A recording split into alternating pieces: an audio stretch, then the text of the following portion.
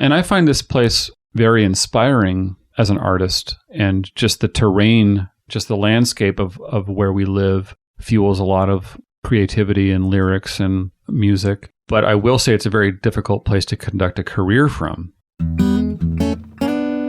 Brian Smith here, and welcome to the Dream Path Podcast, where I try to get inside the heads of talented creatives from all over the world. My goal is to demystify and humanize the creative process and make it accessible to everyone. Now let's jump in. Mark Pickerel is on the show. Mark is a singer, songwriter, drummer, and guitarist from Ellensburg, Washington, a small town about 30 miles north of my hometown of Yakima. Mark was a founding member of Ellensburg's own Screaming Trees, along with Gary Lee Conner, Van Conner, and Mark Lanegan. Between 1986 and 1991, with Pickerel on drums, the Screaming Trees recorded 5 albums, quickly becoming part of the fabric of the Pacific Northwest grunge movement. In this time frame, in addition to recording and touring with the Screaming Trees, Mark began collaborating with some amazing artists, and even recorded tracks with Nirvana. After leaving the Screaming Trees in '91, Mark formed the band Truly with Robert Roth and former Soundgarden bassist Hiro Yamamoto. Mark also founded the band The Dark Fantastic, played with the Tripwires, and has collaborated with Mark Lanegan on many of Lanegan's solo projects over the years, including my favorite Lanegan album, Whiskey for the Holy Ghost.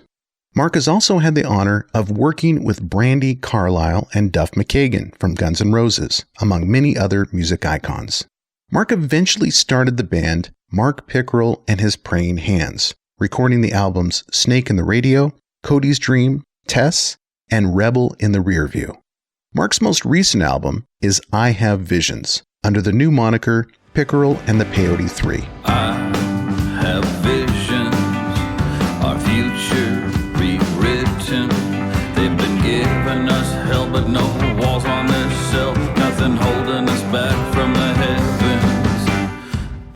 In this chat, we talk about Mark's creative process, the challenges and benefits of making music in a rural town in central Washington, how he's been able to cultivate so many relationships with iconic artists over the years, and how his artistic goals and ambitions have changed over time.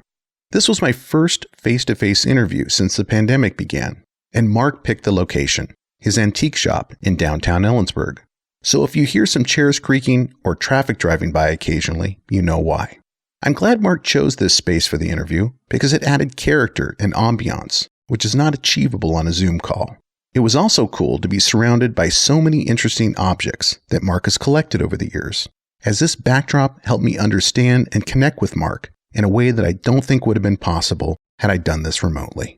So without further ado, let's jump into my chat with Mark Pickerel. Mark Pickerel, welcome to Dream Path Podcast. Thank you. It's a pleasure to be here. You can probably tell listeners by the sound of our interview that we are not in a bedroom. We're not on our Zoom laptops. We're in person. This is the very first in-person interview I've done since Sundance Film Festival 2020. So it's really nice to be face-to-face with you.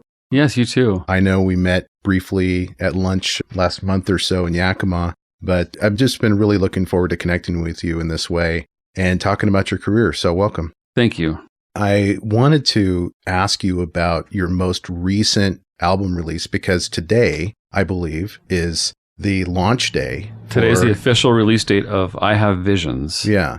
I noticed the band name is Pickerel and the Peyote 3, and that's different than the Praying Hands permutation that I've seen in prior albums. Right. You know, the Praying Hands originally consisted of the Sangster brothers, Jim and Johnny Sangster on bass and guitar, and Mike Musburger on drums. And we've been through a lot of member changes since then, although a lot of those guys have ended up becoming pretty active within my band again. But after, 10 or 15 years of operating under that name, I sort of felt like I had made some changes in sort of not just musically, but some of my musical ambitions had started to change. And I also wanted to shed the Praying Hands moniker, partly because when I first started performing under the name Pickerel and His Praying Hands, I had sort of taken on this persona of like the Elmer Gantry kind of like, or like the character in Night of the Hunter, one of my favorite actors, whose name I can't believe is escaping me right now because he truly is one of my, Robert Mitchum. This sort of like snake oil salesman character, charlatan, operating throughout the country, selling, potions and religion. And I used to be sort of fascinated with a character like that kind of character. But over the years, I've become more and more repulsed by those people who actually still conduct that kind of business. And so I just sort of wanted to shed that moniker and that association and, get a little more real. Yeah. Yeah. I see that. Yeah. Yeah. It's a cool look and a vibe, especially with that photograph. And I'll post this on the show notes to the episode, but the photograph that you told me about the backstory for, where you're standing there. I think you were officiating a wedding at the time. Yeah. And you're holding a book that's not a Bible, but it looks like a Bible. And it's just an iconic photograph. Thank you. I'm holding Duke Ellington's biography that does appear. It does look quite a bit like a Bible, and like that maybe I'm there to perform a baptism or something like that. And it's funny because the photographer that did the picture that day, my friend Brian Olikaz, he was actually there to shoot the wedding, of course, and only snapped 2 pictures of me. And it was just really, it happened in like less than a minute. And I believe that's probably why the photo turned out as good as it did, is because there was no self-consciousness like I would normally bring to a photo shoot, because oftentimes it's the subject that ruins the photo shoot, just with all the self-conscious, Do you find, and this is a weird analogy, but there's this concept of flow where like Michael Jordan talked about it in the ESPN documentary, where when he shoots a 3-pointer or shoots any shot, when he's in it, he's not thinking about it. And it just magic happens when that occurs. Absolutely. Yeah, I find that on stage. That's true. Especially when I'm playing drums, if I can get into that mindset where I'm very present on one hand, and I'm not applying too much thought. I'm not overthinking. Like how many people bought tickets, how many empty seats are there, that type of thing. Yeah. Yeah. Achieving that can be difficult. And I'm sure I'm sure a lot of people leave the business because it's a difficult thing to achieve, finding that flow and being in the moment, finding your zen, on stage, it's a tricky balance. I saw your performance at the Seasons in Yakima a few weeks ago, and you seem to have it there on stage. I mean, whether you were pretending to have it or you actually had it. I was mostly pretending. Yeah. Okay. It's funny because I forgot a lot of my own lyrics that night, many of which I nailed in rehearsal. I mean, we rehearsed all those songs for a couple days, about a week prior to our performance. And granted, it was our first rehearsals in over a year because of COVID. But I walked on stage not worrying at all about whether I would forget any lyrics or not. And actually, I was quite distracted that night because there was just enough light on all of you that I could make out so many familiar faces. And I did get distracted and forgot several lyrics, and I mumbled something that rhymed apparently. I didn't. So notice. That you didn't notice says a lot. So I appreciate the compliment. Yeah, I interviewed a comic who performed there. Her name is Monica Nevi, and she performed with Brad Upton. I think it was a few days before you were there, and she commented on it on stage. She's like, "Geesh, I can actually see. I can see like." I can see who's here, and it's really weird. I like to see the white of the eyes, and the white of a smiling face.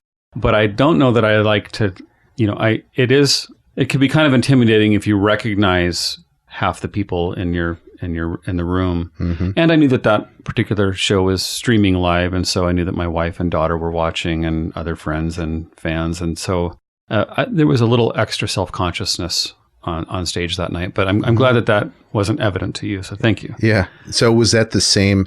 Do you have the same makeup with the Peyote 3 that you do with the Praying Hands, or is it a different Well, lineup? It's funny because like I said earlier, one of the reasons I changed the name to the Peyote 3 was because of so many member changes. But it turns out that our next show, we're bringing Johnny Sangster back on guitar, who played on their first 3 Praying Hands record. Okay. And then was kind of replaced by Ian Moore and Jeff Fielder. And Jeff Fielder is the guitar player who came out to Yakima that night. He plays with Amy Ray and Mark Lanegan and Indigo Girls. Great Legendary. guitarist. Yeah, he's incredible. Yeah. Anyway, so again, part of the rationale for changing the name was because Jeff had become kind of started to play a very prominent role in our sound. And so we finally changed our name, and now Johnny Sangster is filling in for him as he goes out with Amy Ray this summer. Johnny's going to fill in.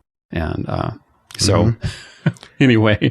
Yeah, I try. One of the fun parts about this research project for me when I was getting ready for the interview was looking at the lineup of all of the bands that you were in and then Googling them, looking at their Wikipedia. And I'm like, this group of people, your inner circle is 50 to 75% of the fabric of the grunge movement in the 80s and 90s. And just see that evolve and transition from, the mid 80s when you're with Screaming Trees to go all the way into all of the different bands that you started after leaving. And was it 92 that you left the Screaming Trees? 91. Yeah. And so now, were you on for Uncle Anesthesia? Yes. Yeah. Okay. That was the last record I played on. Yeah. That album for me was kind of the soundtrack of the early 80s. Early 90s, I should say. Yeah. That's really cool. Yeah. I love hearing that. Well, I worked at a record store in the early 90s, and I just remember that was in constant rotation. And it really gave me, it was a portal in a way into the scene. Yeah. And, there was, of course, Mudhoney, Nirvana, the Melvins, kind of the standards that you think about when you think about the grunge scene. But Screaming Trees were special for me because of how close they were, out of Ellensburg. Proximity-wise. Yeah, geographically, being in Yakima, and you realize this is possible. Yeah, good. That's one of the reasons why, we actually were oftentimes referred to as a Seattle band, but over the years, we've started to, take a little bit of pride in where we were from. Or we felt that it was important for people to know where we were from because we feel like it played into our sound and sort of just the circumstances of being out in the middle of nowhere and finding each other, these, four misfits that all had nothing in common except for their passion for music and their similar tastes, etc. We felt like, it made sense to reference Ellensburg as our hometown to help give people that extra context and to set ourselves apart from just being another Seattle band, for instance. So I've heard interviews with Mark Lanegan where he talks about Ellensburg, and most of the people that interview Mark don't know where Ellensburg is. And I think most people in general don't know where Ellensburg is because it's such a small town out in the middle of nowhere. But I wasn't able to get a sense with the interviews with Mark whether he thought Ellensburg, like he became who he was because of Ellensburg or in spite of Ellensburg. And I want to ask that question. Probably a little of both. And, for many years, we were actually kind of resentful of Ellensburg's indifference towards us. The only time we could play a show here in Ellensburg is if we rented a community center, which I might add is just a block away from here. If we rented a space, we could put on our own show, but no one wanted to book us. No one invited us to play. We weren't welcome to play in any bars around here or any place like that. So we did resent that, and that it took our appearance on MTV for people, the Ellensburg community, to start taking pride in us, was a little too late.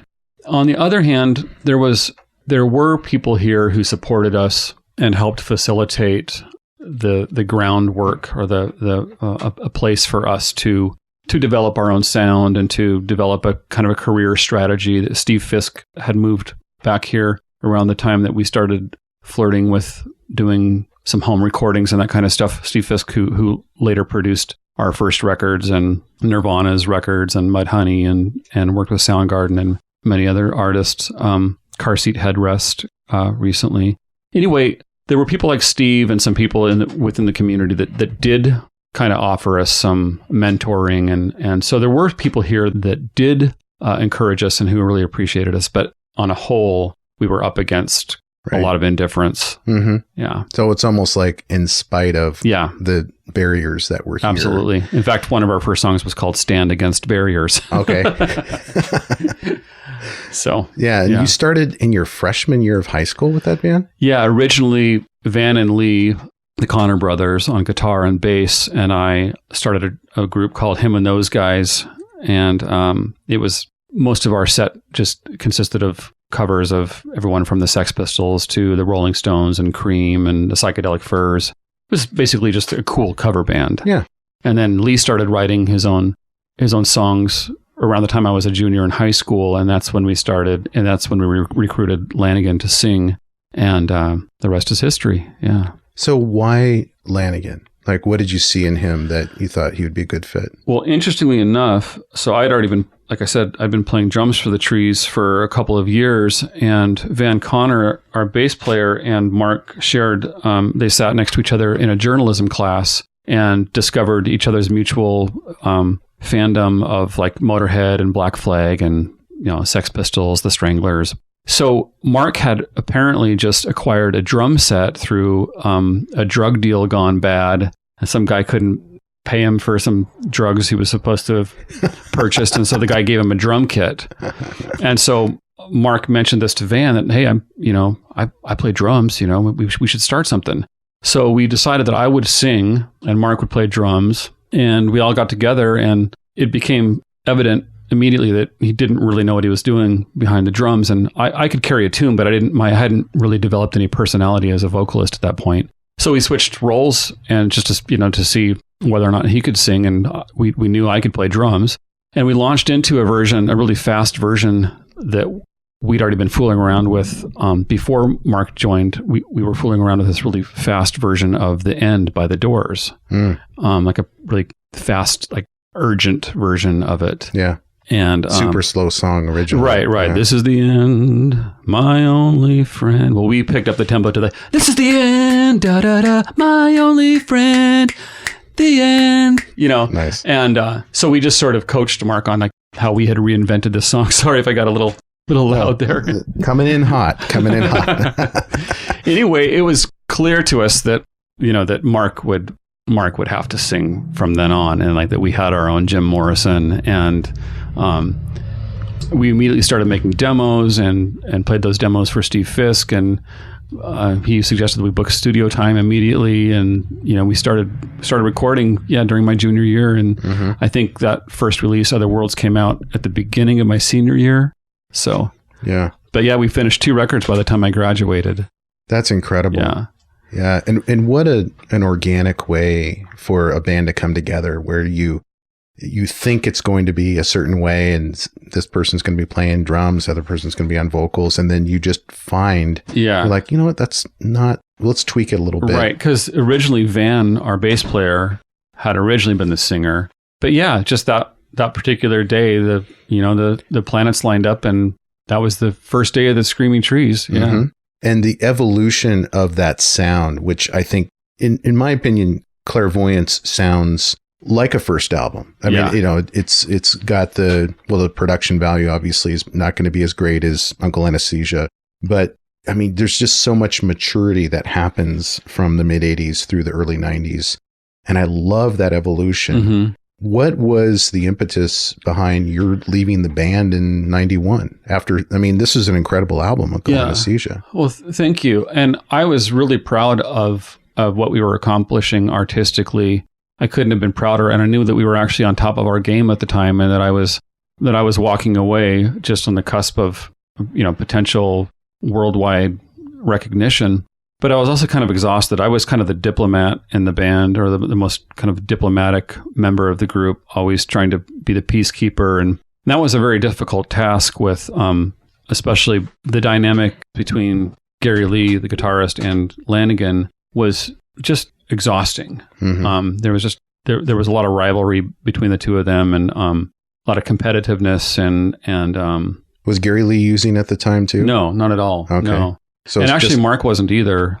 Mark, a couple years earlier, just actually right after the Screaming Trees formed, or about a year after we formed, Mark, his leg got ran over by a big pea vine combine. And if that's what they're called. That's a very Ellensburg injury. Yeah, he was out working the crops on the other side of the Columbia River, and ended up almost losing his leg in this accident. And the doctors, while examining him and trying to mend him back to health, happened to stumble upon his liver, and or they discovered that his drinking had become a real danger, and advised that if he wanted to live, to see 30, that he would need to stop drinking. So he stopped drinking, and for like the next 5 to 7 years, he went cold turkey and wasn't drinking. But he was a very dry drunk. He was very unhappy, recovering alcoholic, and so that was part of what created this dynamic that was really intense. And me being the peacekeeper, it just like kind of kept me awake at night, trying to figure out how to negotiate a peaceful existence within the group became too much for me. And I started dating this girl who didn't like the idea of me being out on the road all the time. I got a great job at Sub Pop, doing retail sales at Sub Pop, and really liked my job there, and kind of just decided to test my strengths in different areas of my life. And, Yeah. Well, it's a great time to be at Sub Pop. Yeah, it was incredible. I mean, Nirvana was on the label, Soundgarden, Tad, Mudhoney, Screaming Trees, before we signed with Sony. So yeah, it was a very exciting time. I was at I went to a 9 Inch Nails concert, and I think Marilyn Manson was opening, and Tad was right in front of me. And he had this denim jacket on, and it said, "Built like a brick shithouse." And I'm like, that is so spot on, Tad. Yeah. You are built like a brick. So tell us about Nirvana, because you had the privilege of playing on a couple of tracks that made it to the box set. Right. What happened there? How did that come about? Yeah. So I believe Mark especially became pretty close with Kurt, and Kurt was a huge Screaming Trees fan. And at some point, they both stumbled upon their mutual admiration of and fascination with Leadbelly, the iconic folk blues. Huddy Ledbetter, is it? Yeah. And I think they decided that wouldn't it be cool to just record a bunch of Leadbelly songs? And Mark knew I was a Leadbelly fan, and so he asked me if I would want to, participate in this little side project that for at least for a brief period of time, we were referring to as the Jury. Anyway, I saw Kurt and Chris from Nirvana and Lanegan and I from the Trees. We approached Sub Pop and asked them if they would want to put out an EP, a 5-song EP or something like that, just to get started. And of course, they jumped at the chance. 2 of their favorite Sub Pop artists collaborating. We rehearsed a couple times and booked a session with Jack and Dino, who we'd all worked with previously. And just did our best to try and reinvent or repurpose these Leadbelly songs. That one of which, Where Did You Sleep Last Night? 6 months or maybe a year or 2 later, Kurt re-recorded with Nirvana on the MTV Unplugged session, and so that brought a lot of attention to the original recording that actually ended up on Lanegan's first solo record, because we scrapped the project for a while. We shelved it. But Mark asked Kurt and Chris if we could use his version of Where Did You Sleep Last Night on his first solo record, since we weren't going to release anything under the name The Jury. And then, like 10 years later, Universal or Geffen or Universal contacted me and told me that Chris and Dave Grohl had decided that they'd like to use the 2 remaining tracks from that session and include them in a Nirvana box set. So nice. I was thrilled. Ain't It a Shame and Speeds Up? Is that? It's called Ain't It a Shame and Grey Goose. Oh, Grey Goose. Yeah, okay. Yeah. This was like post-Bleach, but pre-Nevermind. Yeah, exactly. What were you thinking at the time when you were working on the project? Were you, going back to the beginning of our conversation, I don't know if I was recording when we were talking about it, but we were talking about being in the moment, flow, and I'd like to ask you what it was like to work with Nirvana post-Bleach, but pre-Nevermind, because my memory of Bleach was, it was a fucking fantastic album, but it didn't put them on the map. No, but to a certain degree it did. And I know that firsthand because I was the retail salesperson at Sub Pop. So I was the one who was calling retailers all over the country 5 days a week. And that was one of our few titles that would, we were getting reorders for it like consistently. And each time the order would double in size. So you might get a store that might try out a couple of pieces one week, and then they'd call back like the next week and they'd say, hey, we need 5 of those. And then, they'd call you, or I'd call them and they'd, hey man, do you have any more of those Nirvana records that, we can't keep it in stock? And so I could see the momentum building across the country, a good year or two before Nevermind came out, at least. And so, and I was a huge Nirvana fan and secretly wanted to join Nirvana, but I was just talking to a friend of mine who was Nirvana's guitar tech, Ernie Bailey, yesterday, and I was telling him how I was at a point in my life where I didn't really know how to assert myself, or I never knew how to ask for what I wanted. Right. You weren't a networker.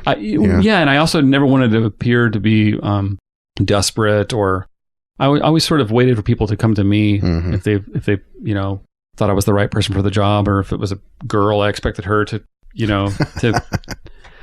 You were going to pursue. You were going to be pursued. I regret that now, of course. I wish I had been more assertive and asked for the things that I wanted. But anyway, speaking about flow and everything, that particular lineup was really easy to play with, and playing with Kurt and Chris and Lanegan was pretty effortless. It didn't really require a lot of effort on my part. Something about the way the chemistry of Kurt and Chris that they brought to the mix, and all that talent. I mean, whether it's Lanegan or Kurt singing, there's just so much command in what they do that everything else just sort of falls into place. And like the way Kurt plays guitar with a lot of confidence and a lot of purpose. Mm-hmm. He's a very efficient guitar player, so he plays exactly what he needs to get a point across, or to get a melody across. And for a drummer, that's a real blessing. You don't have to work nearly as hard when everyone else knows what they're doing, and Mm-hmm. So when you were in it, recording with them, did you have a concept of how special that was, that opportunity? I did. Yeah. Yeah. Okay. I won't lie about it. I was forecasting Nirvana's success, years before they were a household name. And yeah, like I said before, I could see this measurable interest in them, and an enthusiasm for what they were doing that you didn't always witness from a band early on. What were your thoughts about Kurt and also Mark too? Because Kurt and Mark to me seem like, extremely talented people, but both flying too close to the sun. Absolutely. Basically. Yeah. Yeah. And like I said, this was before Mark started using again. And actually it was before Kurt. It certainly, when I was playing with him, it was certainly before I was aware of any drug use, at least on that level or to that degree. So I wasn't really concerned about it. One thing I can remember distinctly about that session, it was funny to me because Mark had always taken such an aggressive role in the Screaming Trees, artistically and in every other way, every other aspect. But in that setting, he was kind of a wallflower, and Kurt was also not very assertive throughout the session because I think there was so much mutual admiration for each other's talents that they both sort of continually offered each other, the opportunity to sing a song, or right. to bring their personality to it or whatever. So it was kind of funny. I've described it oftentimes as sort of like watching two wallflowers at, on opposite ends of the dance floor, kind of sizing each other up and figuring out who's going to make the first move. And, both members of the Mutual Admiration Society. Yeah. Yeah. So it was interesting for me to see Mark in a different role for the first time in my life, and probably really the only time I've ever seen him kind of take a backseat to someone else's talents. But yeah, I was really sad when I saw both of them head down that path. And it was actually one of the things that led me to start writing my own music, was that as a drummer, it became more and more evident to me that I was always going to be in this submissive role artistically and professionally, and that if I ever wanted to really maintain any kind of stability with my career, I would have to start writing and singing. And so it really came not so much out of a desire to express myself, but really as out of a desire to enjoy some stability. Mm-hmm. Well, physically, the drummers are always in the background. Mm-hmm. And I think professionally too, you just don't hear a lot about drummers. You've got Don Henley, right. Yeah, and a few exceptions out there that really, they're frontmen, but they're playing the drums. And you really successfully broke out of that mold. Was it truly where you kind of started to feel a little more like autonomous, or was it maybe the Dark Fantastic where you started, I think you were playing all the instruments on the Dark Fantastic, right? Right. Well, I played all of the instruments like at some point throughout that first record, but I didn't play all of the instruments all of the time. In other words, so I did play the drums and acoustic guitar and vocals on the first few solo records, and I still do often, but I also brought in some incredible talent to help me on those records. But yeah, again, as I recognized this need to break out on my own, that kind of coincided with me becoming more interested in expressing different musical tastes and ideas and concepts and stories and lyrics. And so after I made that initial attempt to become more autonomous and self-sufficient,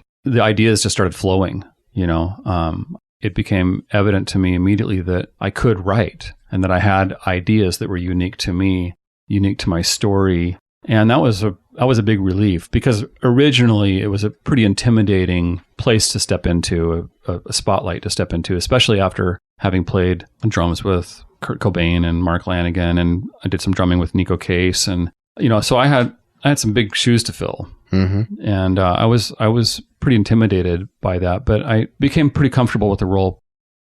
As you may have noticed, there are great resources and advice mentioned in all our episodes.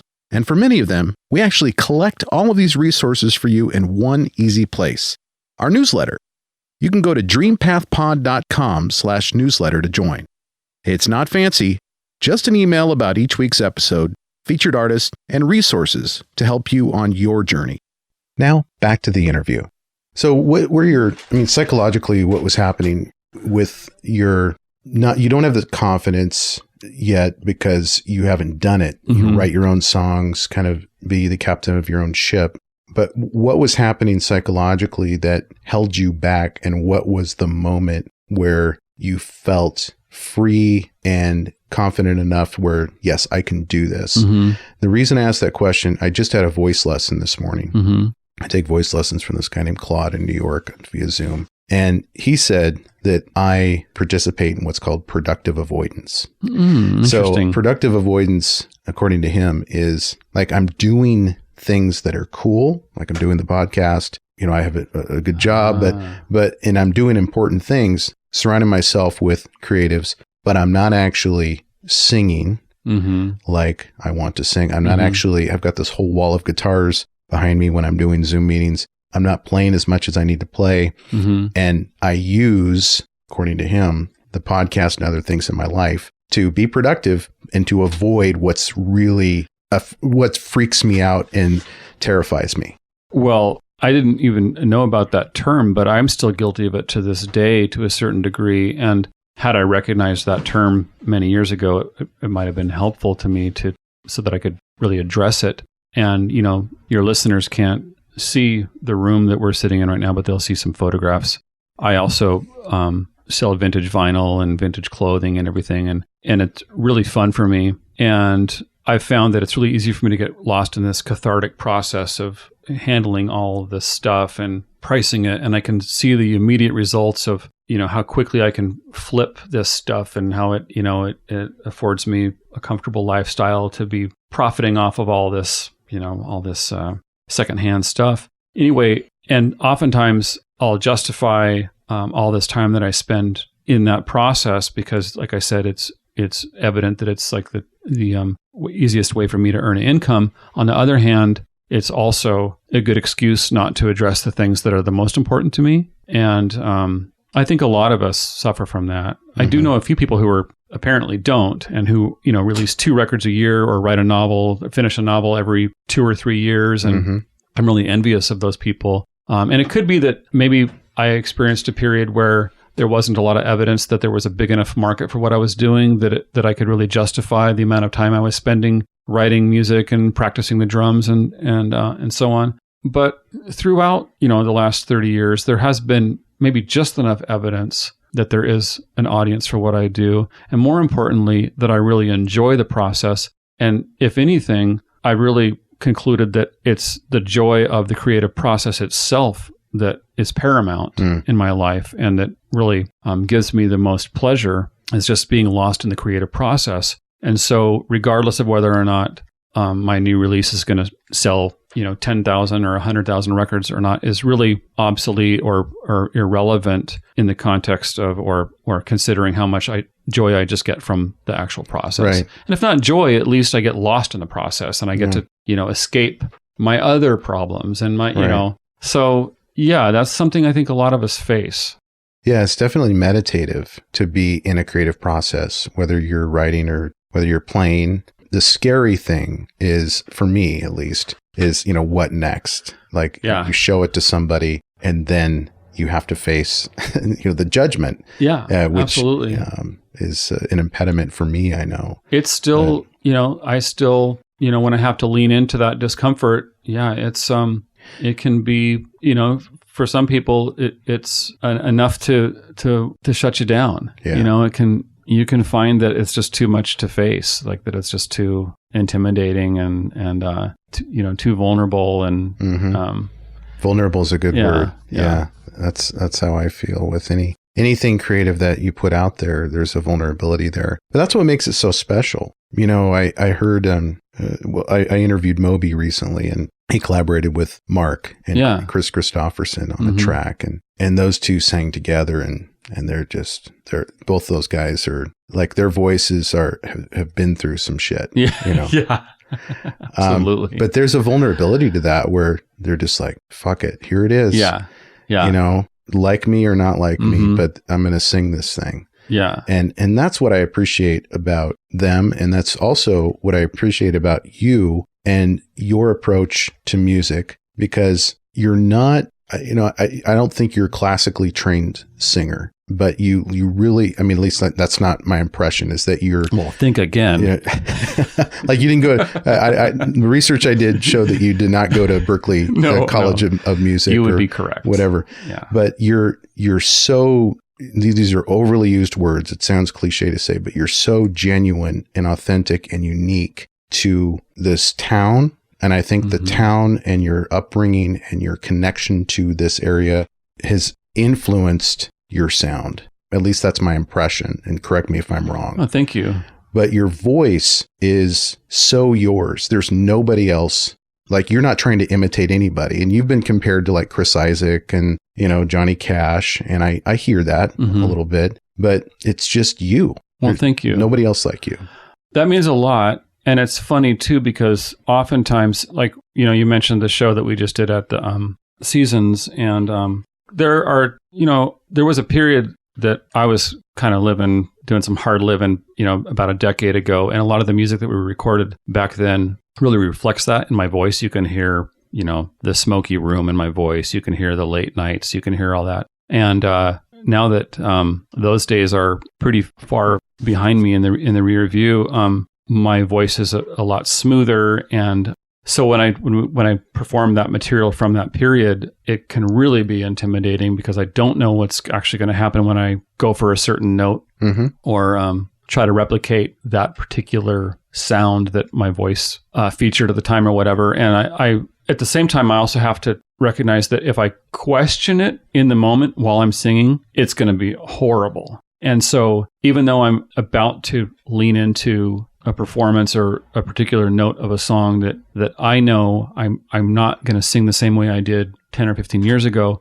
I still have to be confident that what's going to come out of my mouth and out of my lungs and soul is still going to represent or still feel authentic, and it's still going to convey something very similar to what I originally intended. But and really, a lot of people use the term channeling, like, and to a certain degree, I feel like I'm channeling other entities when I sing. And oftentimes when I start writing a song, I immediately put usually a lot of my songs are character studies. And usually I'm channeling some composite of some, living personality type. I can't think of the right word for it. It'll come to me in a second. But anyway, like an archetype. Archetype. That's exactly what I was trying to. So it's interesting to hear you say that what I'm doing is unique, because oftentimes I feel like I'm really just robbing someone else of their identity when I sing, or that I'm like channeling someone else's identity. Right. So to hear that to you, it sounds like a unique expression is a huge compliment. Yeah. Yeah. Well, it's the truth. I listen to a lot of music and did a deep dive on your catalog to prepare for the interview. And I'm just like, I can't find any real references here. I mean, there's a little bit of Dwight Yoakam, sometimes there's some twang in there. There's a little bit of Chris Isaak. There's a little Johnny Cash, but primarily this is like, this is road music for me. Like I can hear it. You said during your show, you write songs when you're driving, especially that trip from Yakima to Ellensburg on Canyon Road.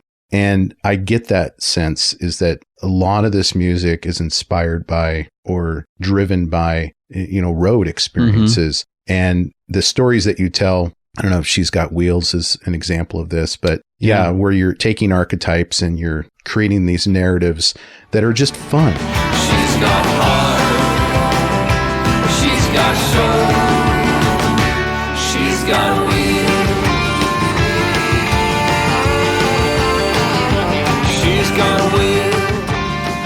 There's some serious material in there, but there's also a lot of whimsy too. Yeah. It can be playful. Yeah. And still come across, with some seriousness or, meaning, depth, I guess is the word I'm looking for. So tell us about your songwriting process.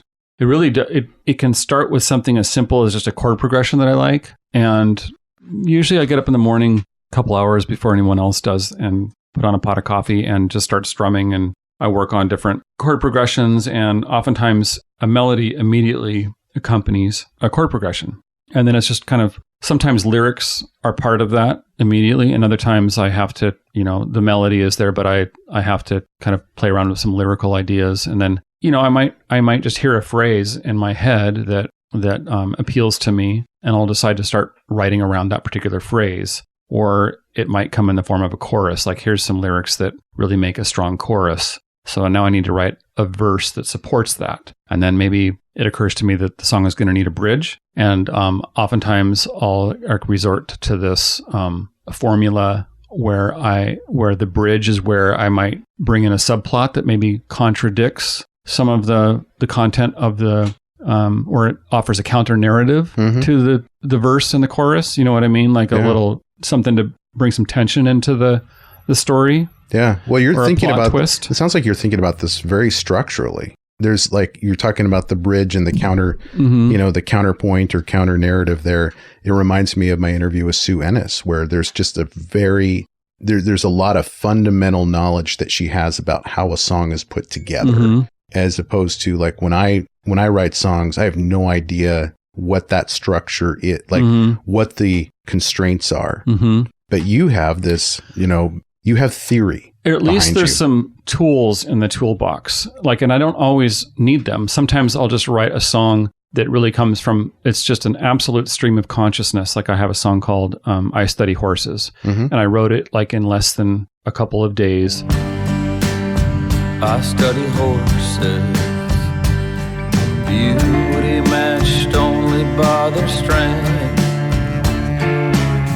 I try and capture a little of that as I move on without your face. I didn't have to toil over the content. I didn't have to apply any rules or tools to the process. It just came. And that song, She's Got Wheels, same exact thing. That storyline just kind of came from out of nowhere. Maybe a couple times I decided to bring in a plot twist, but it kind of happened spontaneously. Other times I need to sort of apply some structure or at least ask myself what's missing from this song, and what can I use that's worked before to bring this song full circle. And you actually brought up Dwight Yoakam earlier, and it's funny, I met Dwight Yoakam really early on in my journey as a songwriter, and I actually met him in Johnny Depp's office at the Viper Room one night, and I had literally just started writing songs maybe 6 months to a year earlier. And one of the first songs I wrote that I was really excited about, it turned out a few months after developing it, I realized that I had written this song around the melody to 1,000 Miles from Nowhere. And I was so disappointed when I realized like that the best song that I'd ever written was actually just the Dwight Yoakam song with different lyrics. And I mentioned that to him, and he thought that was pretty funny and was like, well, I hope you have a lot more success with it than I did. And, and then anyway, we got to talking, and I think I admitted to him that I was really having a hard time with writing songs. And I think one of my early obstacles or challenges was that I sort of was living and creating under this misconception that songs all sort of had to come from the same, like one song had to represent one feeling or convey one really strong message.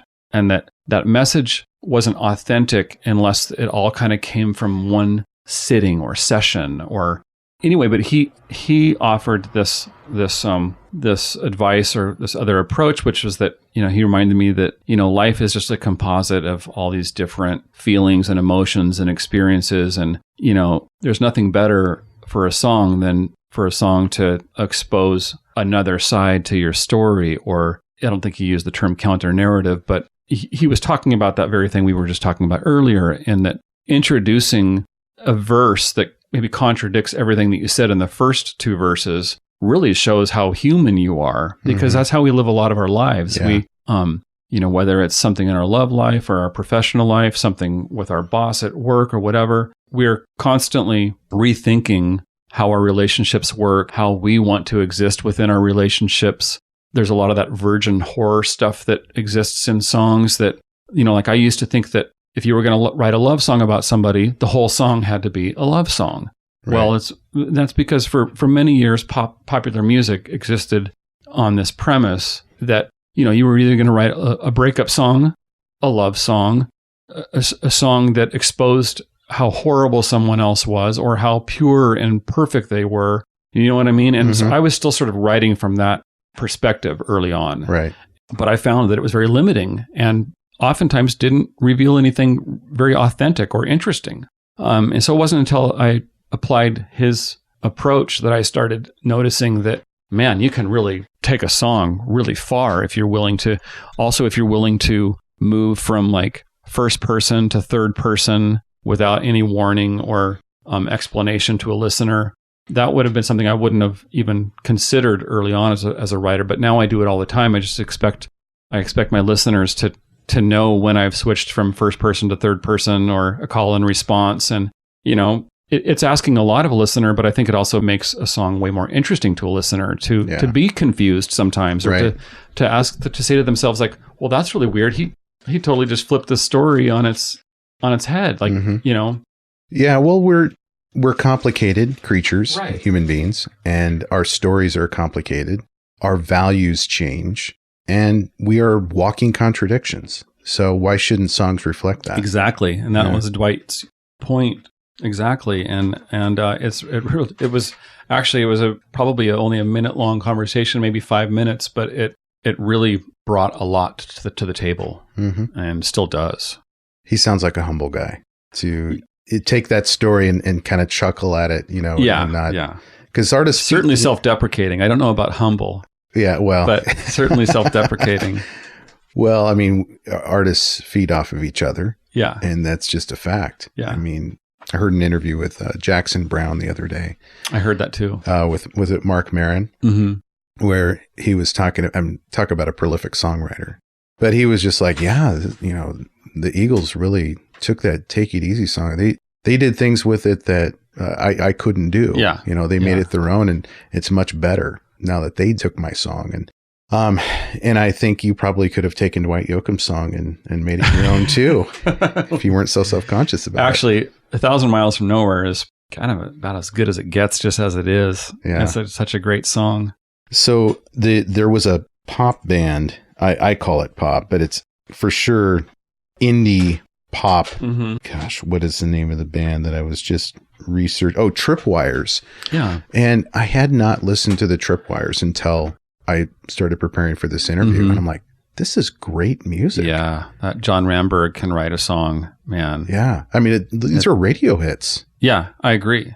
Why we didn't have a hit, Well, it's actually not very mysterious to me because I know how difficult it is to break into commercial radio in this world, in this day and age, with especially with like Clear Channel and conglomerates like that owning most of the airwaves. A band like ours didn't really have a lot of opportunities to break into commercial radio. But yeah, that band, the Tripwires, that I played drums for with two of the Praying Hands, Jim and Johnny Sangster, that was one of my favorite bands to perform with and to be part of. Really fun, accessible music.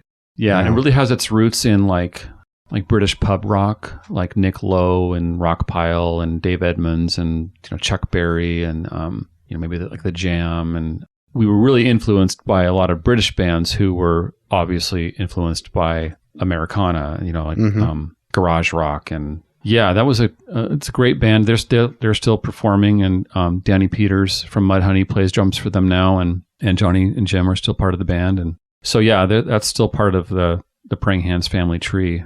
I'd like to ask you about all of your collaborations, because to do a Google search of Mark Pickerel and to go on YouTube and see everything that you've done, all the folks that you performed with. We talked about Nirvana, but there was a YouTube video where you sang Even the Losers, and we talked about this off mic before we started, where you're singing Tom Petty's Even the Losers song, and Duff McKagan's on stage with you. Jeff Fielder's there playing guitar.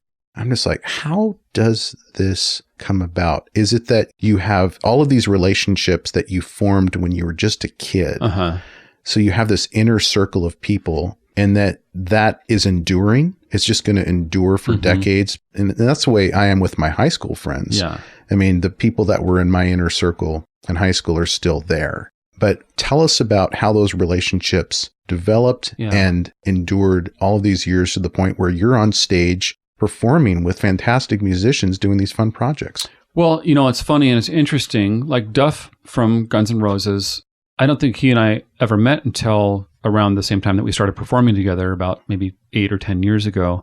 Obviously, I knew who he was, and we had a lot of friends in common. He's from Seattle and played in a lot of bands with friends of mine, Kim Warnick and Kurt Bloch and people like that from the Fastbacks and so on. And I recently become friends with this guy, Ernie Bailey, who was like Nirvana's guitar tech. And I went and hung out with him yesterday and bought a bunch of stuff of his that I'm going to resell, a lot of cool vintage clothes and music, memorabilia and stuff like that. But he and I just met for the first time about 2 years ago, but I've been familiar with his name for 30 years. But you get around certain people who you have a shared history with, and it's like you've been best friends all your life. And that's how I feel around Duff. Like he's in Guns N' Roses, one of the biggest selling bands of all time. But when I met him and we started collaborating on something, all due to the like this lady Deborah Heesh from STG Presents facilitated these concerts where she gets all these people together to perform to raise money for different causes. And that one in particular, I think, was to raise money for Haiti after the big storm there. Anyway, but when he and I got around each other and we started working on these songs that we were going to perform for these shows, there was no self-consciousness or like awkward getting to know each other period or whatever. And I think that's just really like when you're around people who have a shared history and also just maybe even just came up in the same generation and we're fans of the same bands and, friends in common or whatever. And it's not just whether you know the same people, but you kind of lived through similar circumstances. Right. And that's why you're both on that stage together. And so, if I got on stage tomorrow with Tom Petty or with like Tom Waits, I would be nervous. There's no question about it. I would be intimidated. I probably would be able to fake my way through that and probably get to a point where I was relaxed and could do my job. But when I get around people who I grew up around, Duff McKagan or Kurt Cobain or people like that, I do feel like I'm just hanging out with my peers. And so really all there really is to discuss or to enjoy is getting into the creative process with them and being productive and having fun. And usually there's a lot of laughing and, so I don't really know how to explain how it happens, except that it's pretty organic. Yeah. It seems like a brotherhood. Yeah. That's a perfect way to put it. That there's this Pacific Northwest experience where if you came up in the 80s and the 90s and you played the same venues and you had the same, you shared the same studio, musicians. Right. It's like, it doesn't matter how well you know somebody, that shared history really goes a long way. It's like you've been vetted without, you know what I mean? Like just that you're there in that same room with them suggests that somehow you've left a good impression with enough of the same people, that you would end up there you've earned your place in that room. It's not a fluke that you just landed ass backwards on stage with someone from Guns N' Roses or Soundgarden or whoever. You earned that opportunity. And I feel that way. I also feel lucky and fortunate at the same time, but I also feel like I've earned it. Yeah. And so when you collaborate with Mark, I know that you have a recent history of collaborating with him still. My impression of you as a musician and as just a human is that you don't leave like shattered remains everywhere you go. Like you're not burning bridges, and you're leaving very amicably, whether it's, Truly or, the Dark Fantastic or, I mean, there's so many projects that you've been involved in, but I haven't read one gossipy article about you that there was any type of conflict that resulted in you leaving. I would say for the most part, that's true. Now, with that said, I have been kicked out of a couple of bands. Okay. Well, you wouldn't be a true rock star. The Tripwires is one of them, but I did leave on friendly terms. Right. And sometimes it's just personality things that I never really am even fully aware of. Like I apparently have some personality traits that aren't attractive to certain individuals. Or maybe it's just like the way I conduct myself within that band. Like maybe they'd be happy to sit and have lunch with me or drinks or whatever, but maybe my goals or ambitions within that environment are at odds with their own, or like and it might be artistic choices I'm making as a drummer, or it might be goals and ambitions that I have that are at odds with their own, Yeah. I don't think it's because I'm an asshole. I don't think I get kicked out of a band because I'm a jerk. But again, sometimes it's just conflicting goals. Yeah. It's going in a different direction. Yeah. Or like it might be like, I think that maybe I've been accused of taking things too seriously from time to time. As much joking as I do, I take the professional aspect of a career very seriously, and I'm very goal oriented. And oftentimes I want to apply a strategy to what we're doing. And sometimes that's at odds with someone who wants things just to be organic and doesn't want to apply structure to what we're doing. And I'm very much wired that way, that I like structure and I want very defined goals as a band. And so I was in a band called Uncle Squirrely in high school, and I've been in enough bands to know that it is a very fragile structure. Yeah. All of the personalities and the ambitions and the goals. And I think it would be extremely unusual if you were to go your entire career without getting kicked out of a band. Yeah. this many acts that you've been in. I try not to take it personally. Sometimes it's hard not to, but I have to replace people in my lineup all the time, and I still love those people. And when we get together, we have a good time. And sometimes people that I literally thought I would never work with again, I find myself calling to see if they want to work on a new record, or if they can sit in for a night with the band or whatever. And, the little petty things that you were once preoccupied with, like when you really look at the big picture of your story with them, like you realize like, oh, I was, I made too much of this.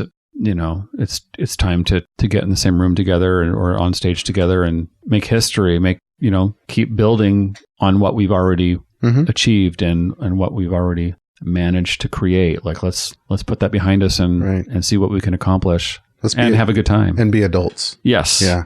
So I would be remiss if I didn't ask you, there's just a few questions that may be kind of random, but how did the collaboration with Brandi Carlile come about? That was really cool. The first opportunity I had with her was playing on her Sony debut, her self-titled release. And a guy named John Goodmanson, who I'd known over the years, he was in a band called Danger Mouse, who played here in Ellensburg and was part of the Olympia scene that the Screaming Trees were very, very much a part of. Olympia was kind of one of our homes away from home. Anyway, he'd worked with Sleater Kinney and some other great artists, and he somehow landed the gig to produce her first record and called me and asked if I would play drums. He knew that I'd played with Nico and he'd seen me in the Trees, and that was just an opportunity that I think I was only given like a day's notice, maybe 2 days notice to come to Seattle. And I was actually just moving to Seattle that year anyway. It was around 2005. Anyway, I had no prior knowledge of her, hadn't heard any of her music before. And she just taught me the songs on the spot, just sang, like came and sat down with an acoustic guitar right next to the drums. You know, I thought maybe I'd hear a demo or something, but it was just her and her guitar. And man, I knew immediately that I was dealing with a talent of a different caliber. Very special. Yeah. And to have Brandi Carlile look you in the eye. And that's the funny thing about when she teaches you a song, she sings it to you, not just in the same room with you, but she looks into your eyes for the entire duration of the song. And mesmerizing. It was mesmerizing. Yeah. I mean, I got chills as I was listening to her, and that's still the way she teaches people songs. I think it's also why it's so easy to learn her songs. Like you're really in the moment with the song when she sings it for you or to you. And anyway, that opportunity I thought produced great results. I'm really proud of my playing on her first record. And then we kind of went separate ways for a good decade or more. And then about 4 years ago, she did the exact same thing where she called me on the eve of a recording session with this group, the Secret Sisters, that she was producing up here in Seattle. And I was like, "Hey, are you available tomorrow? We're thinking like you're the only drummer for this project, and can you be at Bear Creek tomorrow at noon?" You know, like, and so I had no prior knowledge of this group, the Secret Sisters. I think I'd seen their records.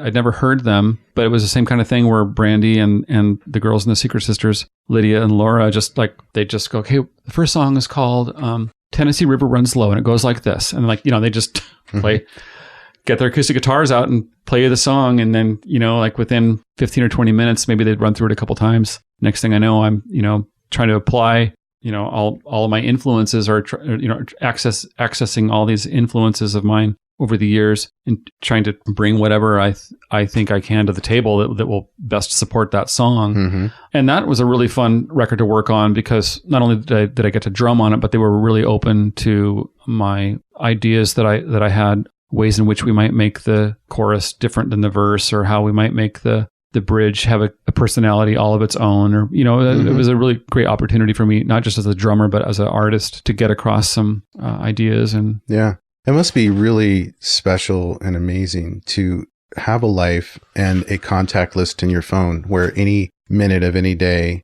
you could get a call from Duff, Mark Lanegan, Brandi Carlile. "Hey, what are you doing tomorrow?" Yeah. Like just that element of surprise that anything can happen. Well, honestly, I wish my phone would ring more often.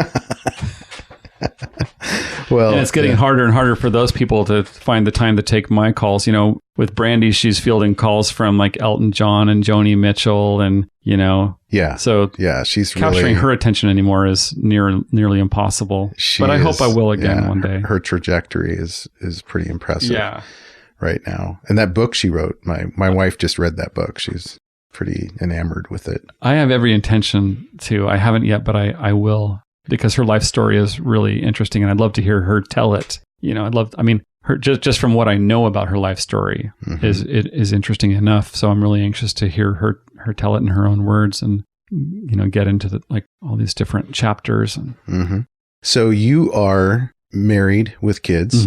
You're here in Ellensburg, and it looks like from the look of your shop here, you're here to stay. Yeah.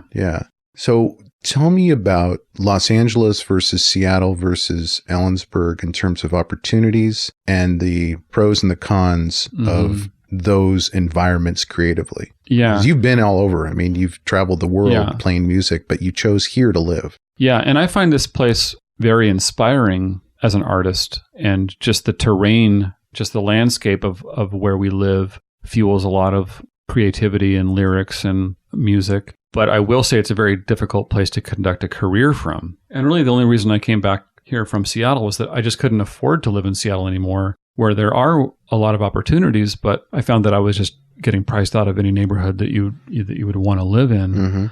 And so I looked back to Ellensburg and thought, well, Ellensburg's close enough to Seattle and close enough to all the connections I've made that I might be able to conduct a career from out here. And I certainly love the lifestyle out here. I love the quality of life out here. I love the scenery. I love the pace of living out here. And it is a great place to raise kids and to enjoy being a father. And actually, at first, moving back here, like I said, it did create a lot of challenges professionally, but I have kind of finally developed a flow to it all. And I am finally enjoying. I've also lowered my expectations professionally. Like I'm not just on a professional level, but also just my motivation for writing and performing music has become more and more about the creative process and just expressing myself and taking a lot of pride and joy in that and not being as preoccupied with the financial outcome of it all. Yeah. Partly because my vintage and antique business has become successful enough that it's finally created enough of an income that I don't have to be a successful musician on paper anymore. And so that has been very liberating. And actually, even on an artistic level, it's been kind of liberating because I'm not as concerned anymore with whether or not a song has the goods to, whether a song is right for radio, or whatever. So I know I kind of got off topic there maybe, but. Speaking of radio, what is your relationship with KEXP?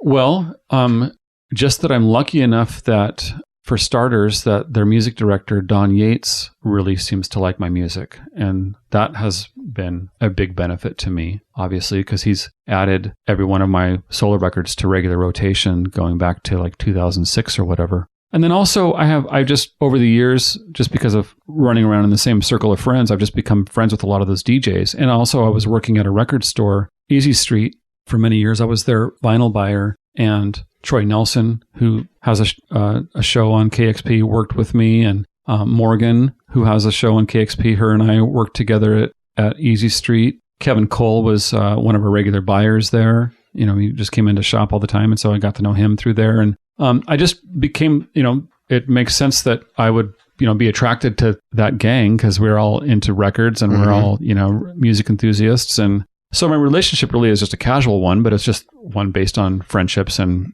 mutual enthusiasm. And yeah, they really feature you quite a bit. I mean, looking at just the YouTube hits for you and that radio station, they have a lot of love for you. That's, I hope they continue to.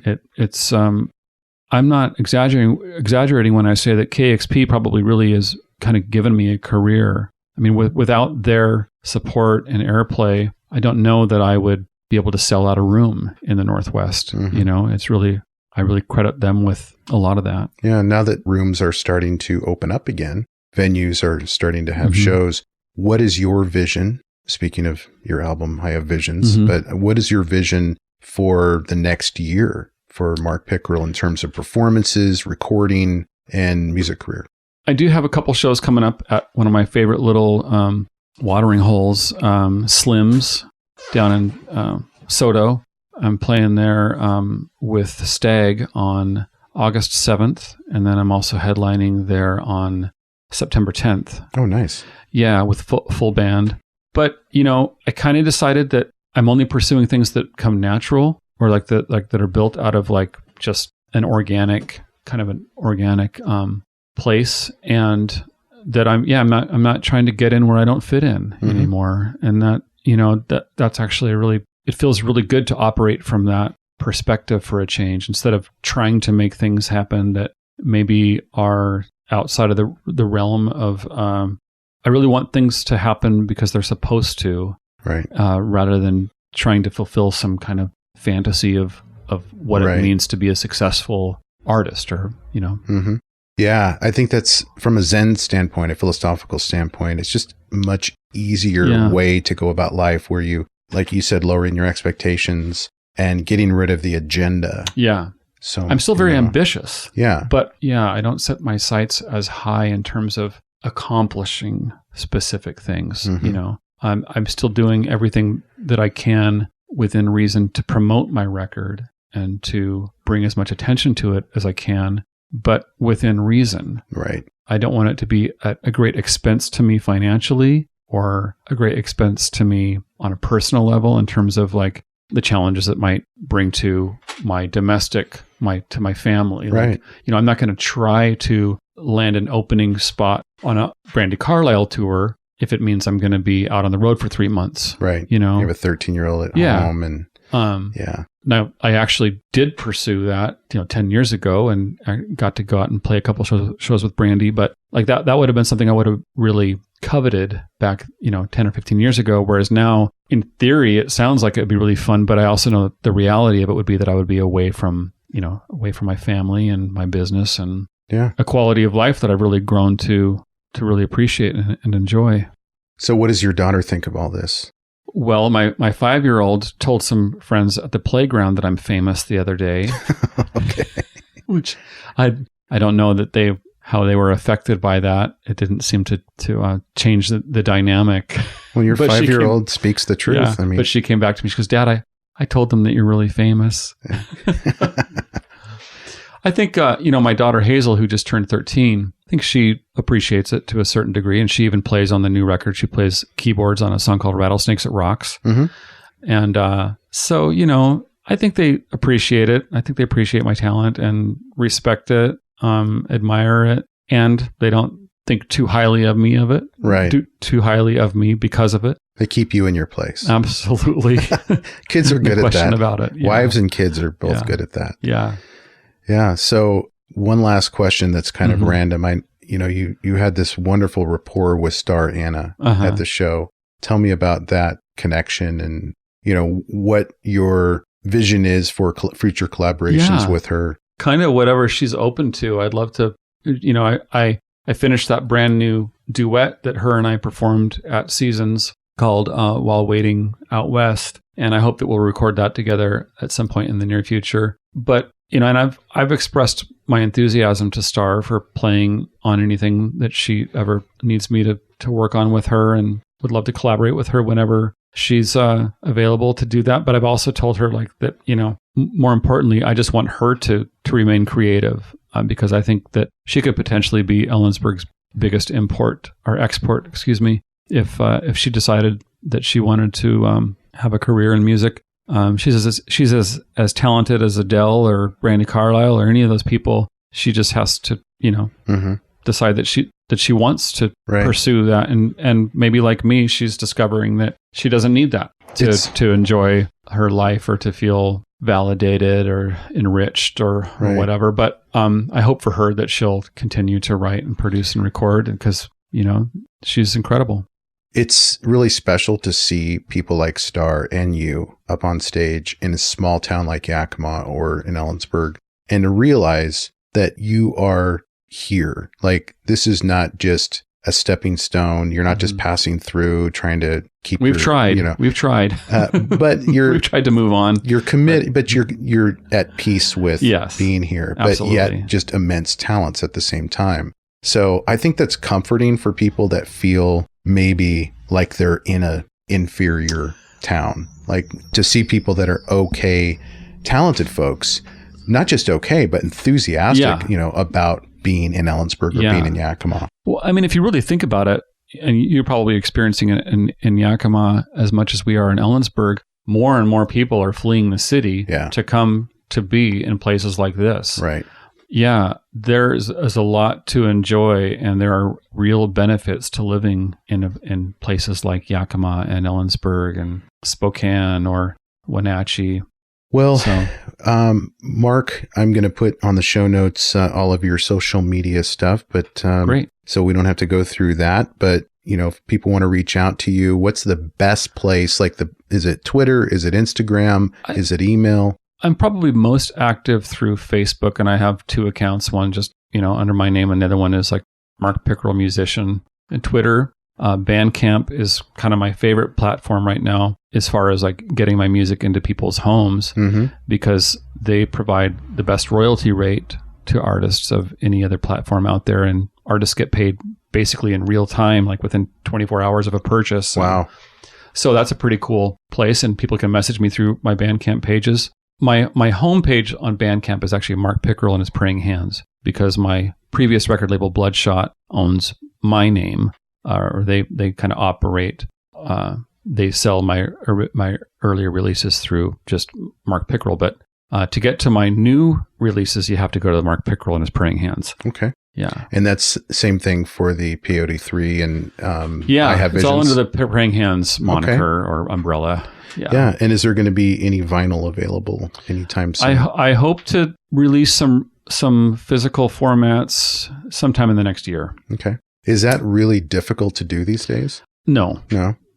I have to just decide to take time out of my schedule and my routine to actually, it's going to mean my wife is going to have to take some time out of her routine because she's the project manager in this relationship and she can actually get that done. Okay. And she's helped me with the designs of the last couple releases and she actually like professionally is a project manager. So she can actually help me see that whole process through. I just have to make the commitment to actually dive in and do it. Okay. Well, I will be your first customer for any vinyl that comes out for Great. I Have Visions or any other vinyl that you put out. And Mark Pickerel, thank you so much for being on the podcast. Thank you, Brian. Hey, thank you for listening. And I hope you enjoyed today's episode. If so, I have a favor to ask. Can you go to wherever you listen to podcasts and leave me a review? Your feedback is what keeps this podcast going. You can also check us out on Instagram, Twitter, and Facebook with the handle @DreamPathPod. And as always, go find your dream path.